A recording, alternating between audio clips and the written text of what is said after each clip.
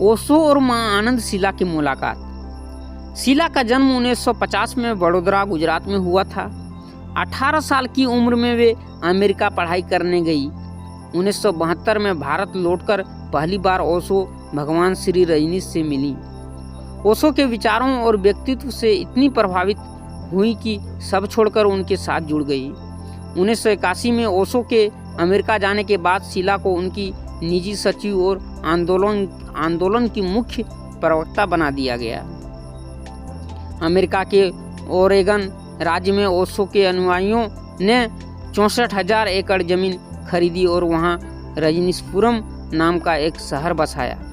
शीला ने इसे पूरी तरह से संगठित किया। रहने की जगह, खेती, सड़कें, यहाँ तक कि अपना एयरपोर्ट और बैंक तक। यह जगह पूरी तरह से स्वयं निर्भर थी और हजारों लोग वहाँ रहते थे।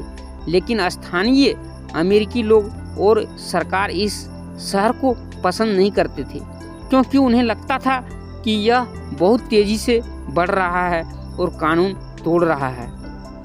शीला ने आंदोलन की रक्षा के लिए कई विवादित कदम उठाए। 1984 में स्थानीय चुनाव जीतने के लिए उन्होंने एक बायो टेरर हमला करवाया।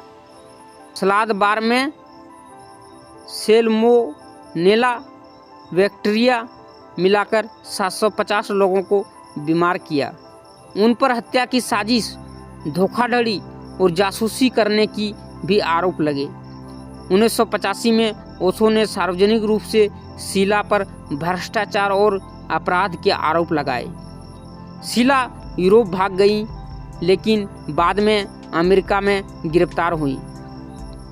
शीला को 20 साल की सजा हुई, लेकिन उन्होंने 39 महीने जेल में बिताए। रिहाई के बाद वे स्विट्जरलैंड चली गई और वहाँ मानसिक रूप से अस्थिर और बुजुर्ग लोगों के लिए नर्सिंग होम चलाने लगी।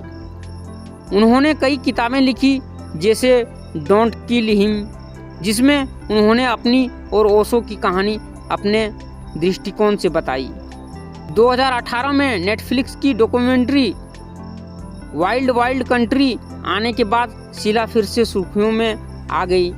2021 में नेटफ्लिक्स ने सर्चिंग फॉर शीला नाम की डॉक्यूमेंट्री रिलीज की, जिसमें उनकी भारत यात्रा को दिखाया गया।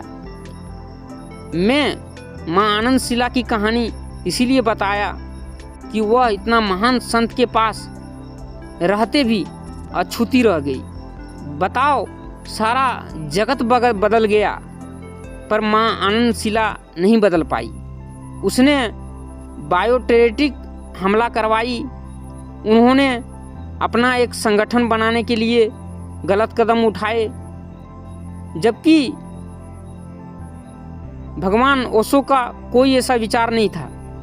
इससे सीखने को यही मिलता है कि जो इंसान नहीं बदलने वाला है वह संतों तो दूर वाली बात हो गया, गुरु तो दूर वाली बात हो गया, वह ईश्वर के पास रहकर भी नहीं बदलता।